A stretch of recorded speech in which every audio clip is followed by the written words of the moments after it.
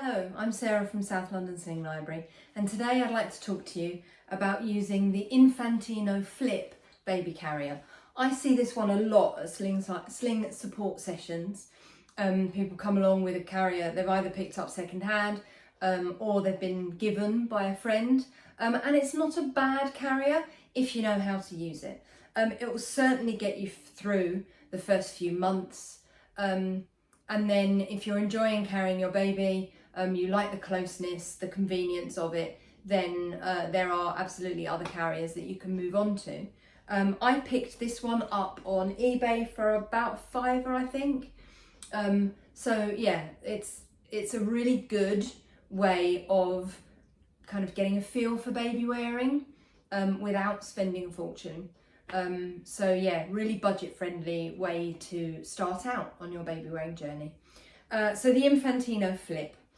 What I'm going to do is I'm going to do it slightly differently to the way their instructions do it. Basically their instructions talk about putting the waistband on, putting the shoulder straps on, and getting the back clip done up. I've got tiny little T-Rex arms. I can't do these clips up behind me for love nor money. So what I'm going to do is I'm going to put that bit, that's already done up. I'm going to put this on over my head, and then I'm going to find my waistband. With your waistband, you don't want it down here on your hips. Pick it up, put it around your natural waist. If you've got a very small baby, get it right up under your bust. But yeah, you want it nice and high. It's a waistband, not a hip belt. I'm then going to make that a bit longer to get it done up behind me.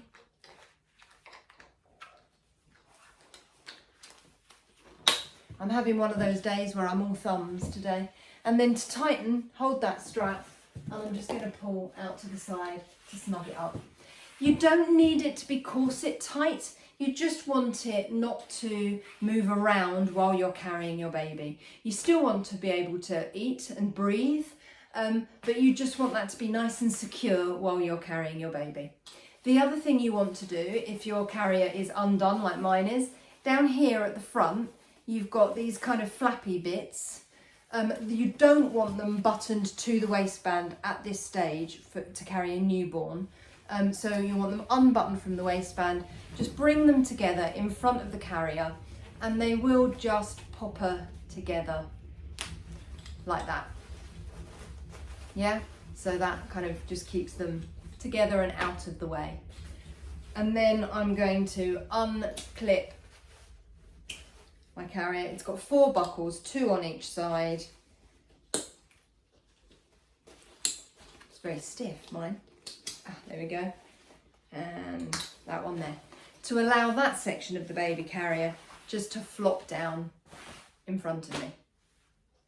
You can see now what I've got here is an internal harness. Now this is one of the reasons why this carrier isn't ideal for feeding in. The internal harness is kind of exactly where you don't want it to be. But in terms of carrying your baby, it's perfectly safe. Lots of other carriers have an internal harness. Baby Bjorn springing to mind as one of the companies who very much have carriers with an internal harness. So yeah, it's a design. Right, now I'm going to grab my baby. This is Robin. Robin is my newborn size demo doll. What I'm going to do is I'm going to hold Robin here on my chest in the position that I want them to end up in. I want them to be here on my chest with their head on the firm part of my chest. There's no point in me holding Robin up here and then trying to get a sling around them, because this is not where I want Robin to end up. So I'm going to hold Robin here on my chest. You'll probably find that your newborn will have their arms up and their knees up. Robin has no muscle tone and so doesn't do that voluntarily. So I'm just going to encourage Robin's hands up towards their face, which is generally where newborns want their hands. And I'm also going to encourage Robin into that sort of knees up position that most newborns adopt anyway. If your newborn has their knees up, they've got their knees right in front of their hips, and actually they've got their feet under their bottom, it's absolutely fine. Your baby does not have to wrap their legs around you. It's unnatural for them. They do not want to do that, and it's absolutely fine. Just encouraging them into that knees up position, and if their feet are under their bottom like that, what you might need to do is squish the carrier to get it between their feet, but don't force their feet out. If they're naturally that sort of width, that's perfect. If the baby's feet are this sort of width, it's absolutely easy as pie just to bring that seat up between them. If they've tucked their feet right up under their bottom, you might need to do a bit of squishing just to get the carrier between your baby's feet. But equally, your baby's not made of plastic. And yeah, but anyway, once you've got the carrier between your baby's feet, all you're going to do is roll that body panel around your baby, like so, supporting on the outside of the body panel. You can then start to clip up. So I've got a clip here and a clip here. I've then got, same on this side, a clip there and a clip there. To tighten the carrier, this is still not secure. To tighten the carrier, I'm going to find this webbing at the side, follow it backwards, and it leads me to the rest of the strap, which is here. I can then pull that forwards to tighten. Same on the other side. Pull forwards to tighten. And then as I start to feel more secure, I can let go. I can then use my hands to fold that headrest down and give me a better view of my baby. There's a little popper halfway down the headrest. If I put my thumb inside the carrier to be behind the popper, I can then squeeze those poppers together.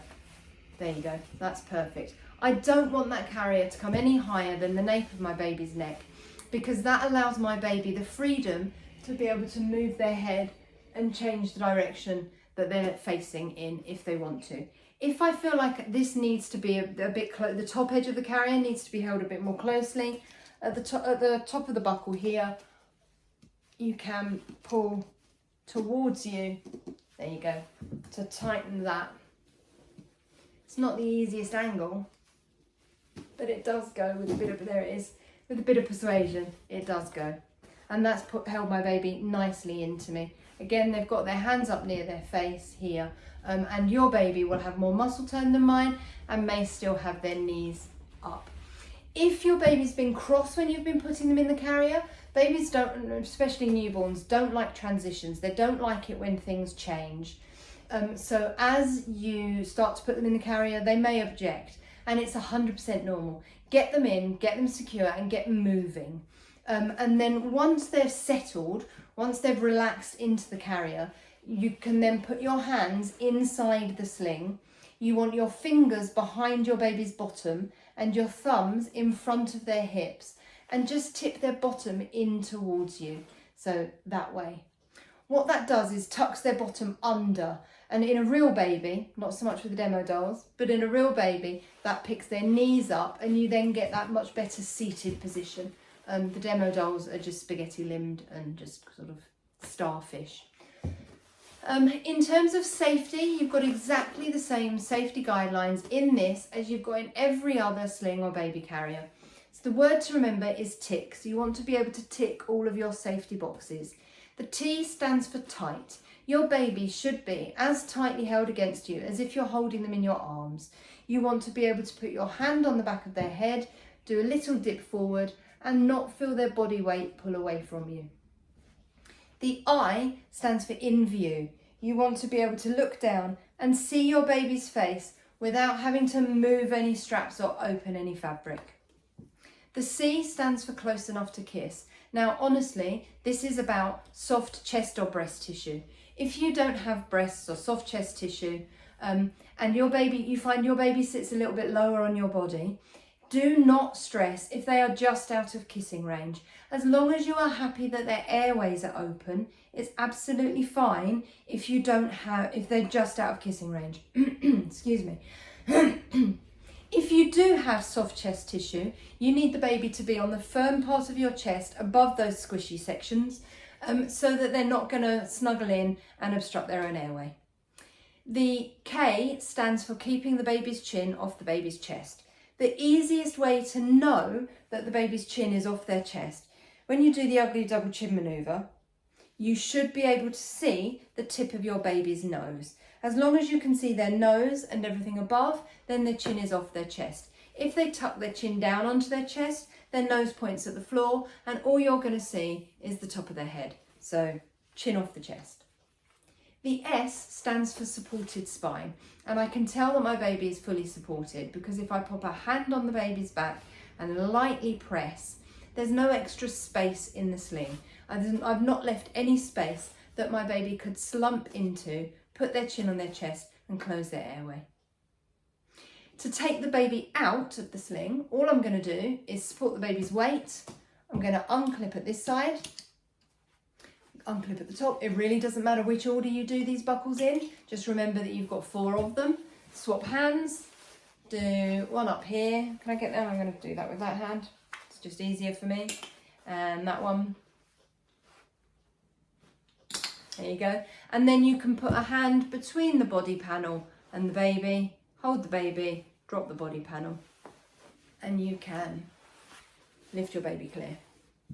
There you go. If you need to change your baby's nappy or you're handing them off to somebody else or whatever's going on, if you want to wear this, keep it on. Don't have to take it off every time. If you want to take it off, you can find somewhere to put the baby. Unbuckle your waistband, take the whole thing off over your head. Or you can unbuckle that clip at the back and slip your shoulders out and then take the waistband off. It's entirely up to you. Either is totally doable. But yeah, if you've got tiny little T-Rex arms like me, getting the back clip done up in front of you, putting it over your head first, then doing the waistband, just going to make it easier than trying to get that back clip done up behind you. I hope that helps. If you've got a slightly bigger baby than Robin and you want to know how to use the carrier on its wider setting, then you'll find the link for that video down below. I hope that helps and I'll see you soon. Thanks a lot. Bye.